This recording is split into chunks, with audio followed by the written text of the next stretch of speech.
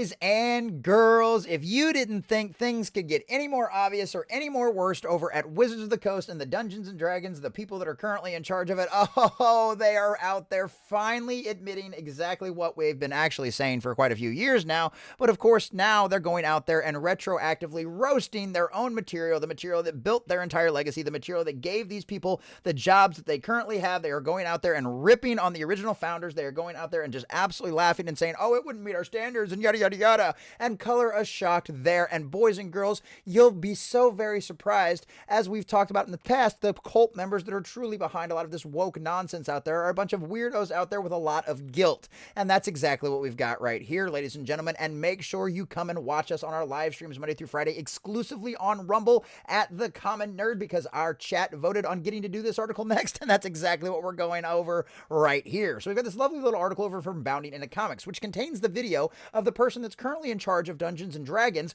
going out there and roasting on the original content out there. Now, this is a video that I saw floating around on Twitter, and now that we're officially here back into our news cycle, well, let's go ahead and get into it. So shout out to Bounding into Comics for getting this all together for us. But we're going to basically just jump right into the video and analyze all of that. But here's your headline.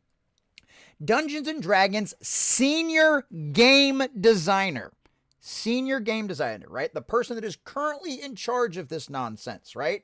And has probably been responsible for its disastrous dumpster fire of a failure over the last few years, because there's no one that can honestly look you in the face and say D&D is a popular brand anymore, that a lot of people are excited about playing the next editions. There's plenty of people that use the system to play their homebrew campaigns. I know, I've got children that's exactly all they play anymore is homebrew campaigns. I have friends that do it professionally, and all they do is homebrew campaigns anymore, because that's how far D&D has fallen. And there's so much competition out there from Pathfinder, and then like Warhammer's got some new stuff out right now that's doing really great. Like there's all kinds of stuff out there. And the fact that this bastard wants to come out here and try to rag on the original stuff that he literally built his career on top of, the giants that he is standing shoulder to shoulder for, well, boys and girls, that is something we simply cannot stand. So Dungeons and Dragons senior game designer disavows how series was made by white dudes, boasted that much of the original material would never pass our inclusivity reviews today. So let's go check this out, because obviously this video is extremely long, but the only points that really matter, the point that everybody's going over, comes in right here at this lovely timestamp of 35 minutes and 4 seconds. So we're going to check this out, and we're going to break down exactly what this moron said and dissect it as to all of the different points as to why it's wrong. And guess what? It's a white guy telling you this. I wonder if he feels some of that white guilt that all of our DIE has been pushing over the years. Remaking this, and it's because if you weren't aware, they're remaking some of the original editions and re-releasing them and stuff like that as like a little anniversary thing. It's important that this is a historical document. So there are things, it was a different time. So we've had an inclusivity review of all these materials. multiple. So let's Now, remind you, think what they just admitted. They've had an inclusivity review of all of this material. So now that they're republishing it, now they're going to put it back out there, right? They've, of course, reviewed it all. And they, boys and girls, being your wise overlords that know better than all of you little people, that know better than all you fans out there, they have reviewed the content and they have found it wanting. You know what else has found something wanting? All of the actual fans out there of Dungeons and Dragons and just tabletop RPGs in general. Because Wizards of the Coast, we have found you wanting. And that explains your sales and why you're constantly having to lay off people and why there's a potential that D&D might even get sold off from Wizards of the Coast. But that's a rumor for another day. take a step back here. Let's clarify.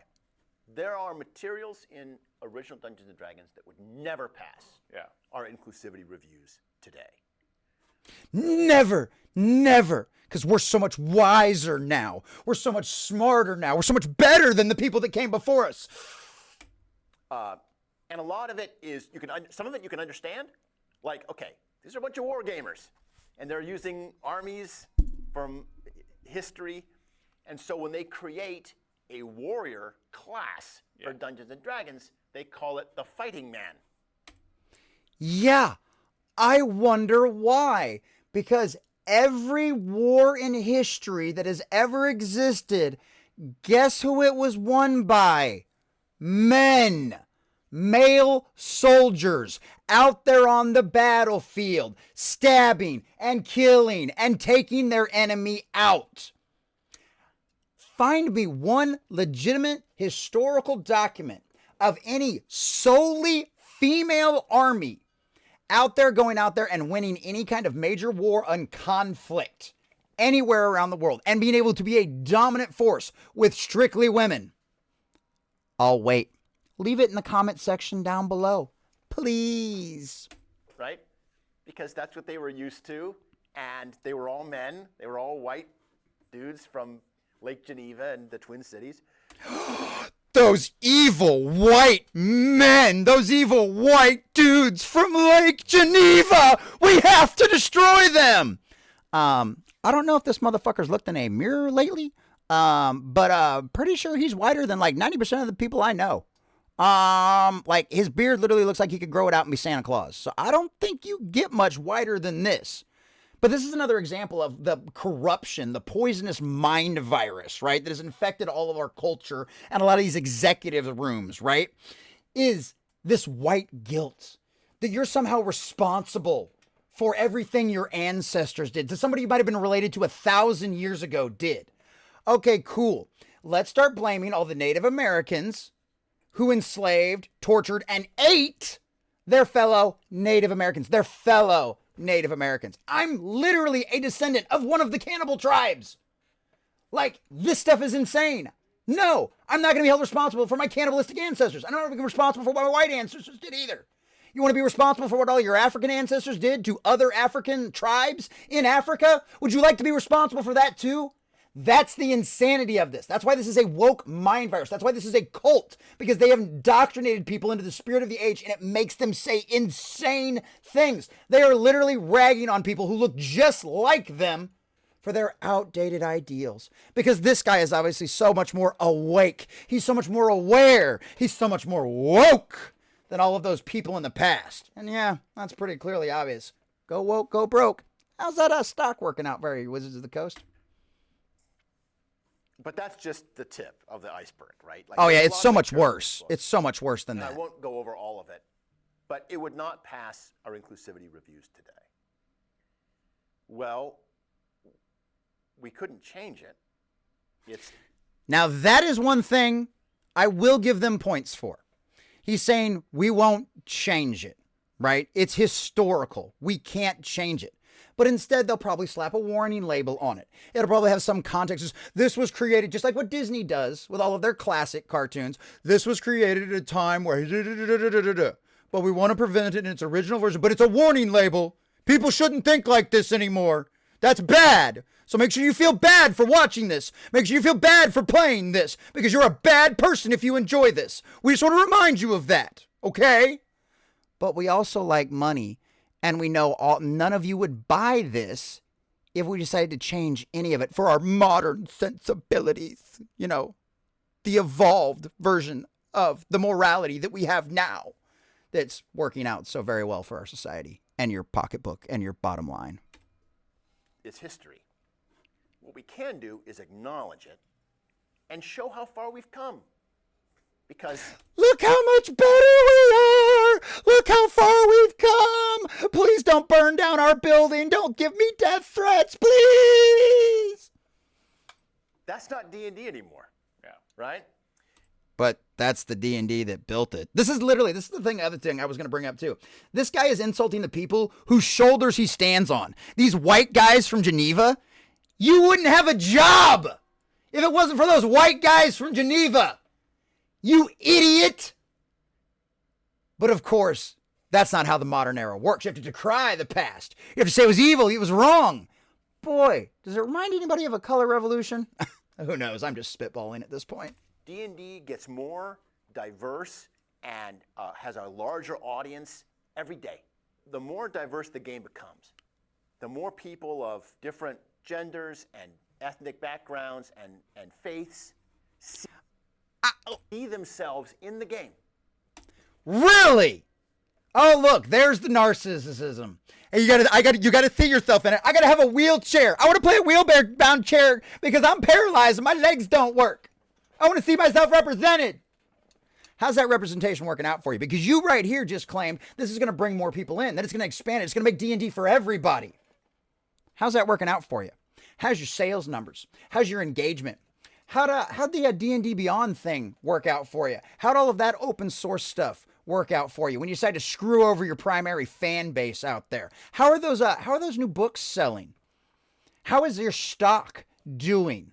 Why is it, if this is going to expand it out and this was going to be so much better out there, it was going to bring so many more people in, why are you failing? Why does the average been proven time and time again, go woke, go broke? That's right, because you and all the rest of these executives, you and all the rest of these idiot morons who were completely and totally out of touch with the culture that you were in charge of, decided to get sold a bill of goods by a bunch of idiot college indoctrinated cult member psychopaths. You decide they sold you a bill of goods. And yeah, of course, it sounds good on paper. Let's make it for everybody. Let's make it for every ethnicity. Let's make it for every gender. Of course, more people will come in. But the problem is you forgot one thing. You decided to sacrifice your original fan base for that. You decided to insult them. You decided to call them outdated. You decided to call their ideas and what they loved about their game. Oh, you're just so sexist. You're so homophobic. Oh my God, you're an ableist. Oh my God. Any kind of bullshit names they can come up with. And just like we've seen in Hollywood, just like we've seen in video games, just like what we've seen in politics, when you insult your fan base, when you insult the people who built you, the people who made you rich and gave your companies enough money to be able to put you in these kind of positions, you lose. And that's what you thought. You doubled down on DEI, DIE, and decided to forget your original fan base. And that's why you're failing. And this is just him flat out admitting it and shitting all over everything he came before to try to save his butt from even publishing this and putting it out there. Because I guarantee you, there are going to be a million crazy little wokies out there, or a million little crazy wokey bots out there on the internet decrying and coming down upon this. The fact that they are releasing this in its original version, which is why he has to come out. He is running cover for the backlash that they are already going to get from their woke cult activists that they have catered to for so long, that don't buy their books, that don't play their game, that just spend all day screaming on Twitter. That's who they've catered to, and that's why they're failing. And that's why he's putting this out there, so he can run cover for when this edition gets launched. Then they go make their own versions of the game, and more players start to see themselves represented in the game. My representation! The more diverse the players become. Yeah, how's that working out for you? The more diverse the creators become, the more diverse the players become. So why are you, a white man, sitting in this position of power, of creativity over D&D? Why haven't you given your position up to someone more diverse? Wouldn't that bring more people in? Oh, you can't do that, though, can you? Put your money where your mouth is, asshole. That's the way it should be. So, but it hasn't worked out that way, has it? This book is very interesting because I think it really highlights how far the audience has come and how the game has changed over the 50 years. Yes, because I'm sure it has nothing to do with the fact that everything else you're putting out right now is failing miserably. I'm sure it has nothing to do with that. Talking about earlier, how it's played, who plays it, and how it's created. That's, in many ways, the way that it's created is the part that changed the least, because a huge driver in early D&D was fan creations, and that's still true today. Still true today.